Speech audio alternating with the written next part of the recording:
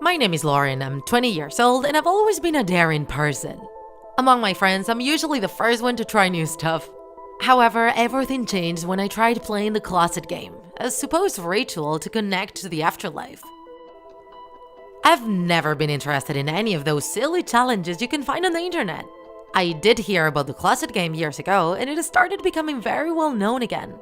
I still had zero interest in that, unlike my friends who all liked paranormal stuff. Even though they never tried doing any paranormal challenge, they were too scared.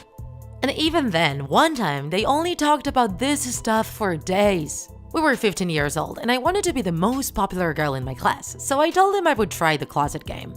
They were all looking forward to me doing the challenge, except for one who advised me not to do it. However, I was determined to do it, and I wasn't scared anyways. That afternoon, I looked up information about everything I needed to do the challenge. I had to go out and buy matches, but everything else was ready. The instructions said that step was pretty important, so I closed the curtains and verified that my parents were already asleep. I certainly didn't want them to wake up and see me inside my closet like an idiot. Everything was ready. I grabbed the matches, went to my closet, and got inside. I had to push away a couple of shirts and my old radio, and I really felt like a complete idiot. I also realized that I could have just lied to them, tell them I did the challenge, and make up a story. But it made no sense now that I was sitting right there in my closet, so I decided to keep going. I closed the closet door. I turned around and sat in silence for a few minutes. I felt a bit tense. I wasn't scared or anything, but I did want to end this up and just go to bed. 2 minutes later, just like the instructions said, I recited the incantation. Show me the light or leave me in the darkness. Now I had to wait and pay attention. I heard absolutely nothing. I made such an effort to try to hear anything that my head started to hurt, and still nothing. And that's when I decided to light a match. I thought it was pretty funny being in my closet with a match, and thought again about the face my mom would make if she opened the door and saw me there. And in that moment, I realized I shouldn't have done that because I didn't hear anything. The instructions were clear. If you don't hear any sound, you need to remain still and silent until you can make sure you're safe.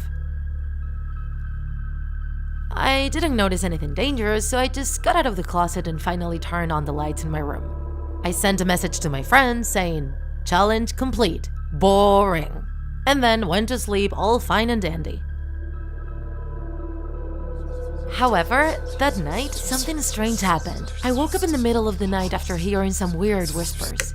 When I turned on the light, I seemed to hear them less, but when I turned off the light and closed my eyes to try to fall asleep, those whispers would come back. My imagination is playing tricks on me, I thought. And that's when I realized that my closet was half open. I was almost sure I had closed it, but it wasn't. I looked closer, and I saw 2 red glowing dots the size of eyes. I couldn't believe it. The instructions had a warning about this, but I never thought it could happen to me. Scared to death, I ran out of my room screaming and went to my parents' room. My mother immediately got up and I explained to her what happened. She looked at me with a puzzled expression and went to the closet. I screamed, "No, it will hurt you! It will hurt you!"